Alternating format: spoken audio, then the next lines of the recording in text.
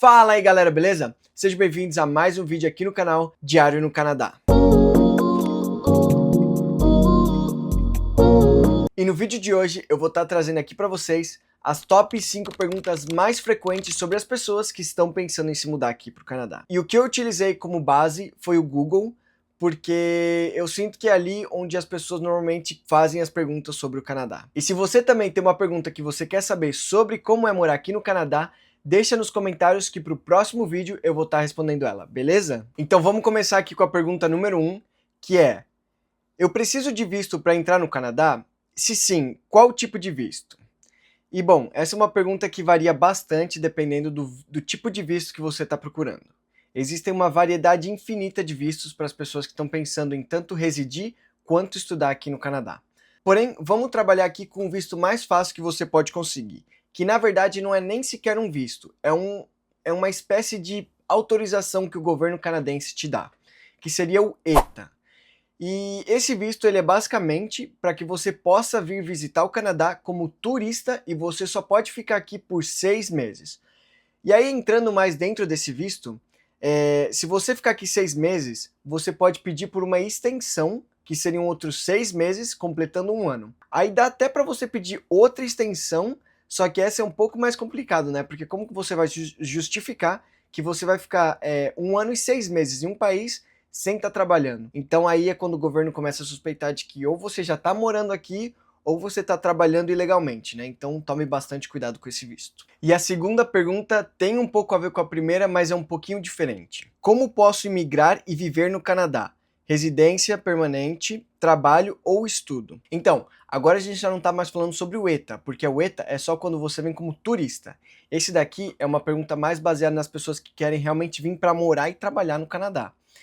Então, tem diversas opções para as pessoas que querem morar aqui no Canadá e fazer tudo da maneira correta.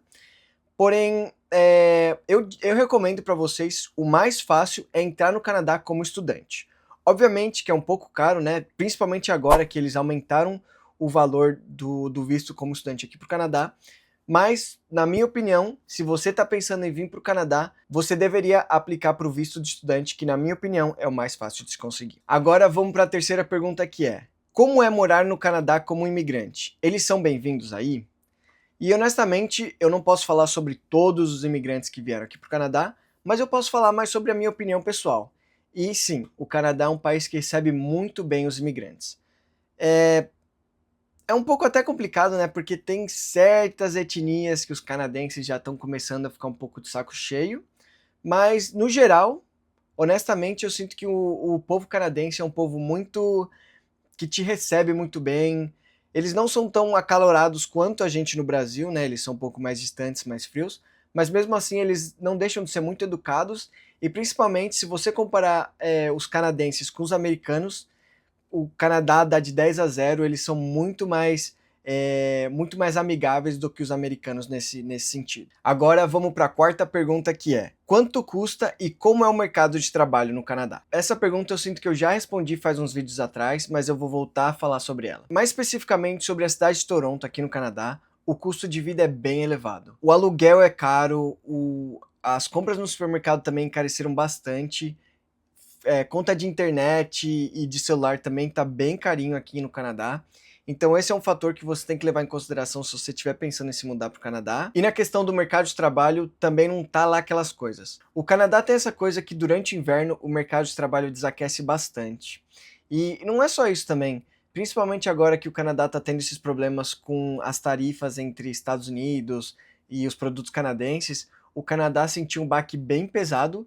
E o mercado de trabalho, honestamente, não tá indo muito bem aqui no Canadá. E a quinta e última pergunta é: como fazer para estudar no Canadá e quais são os requisitos? Bom, essa daqui é um pouco complicada, né? Porque dependendo do curso que você for estudar ou da faculdade que você quiser entrar, os requisitos eles variam um pouco.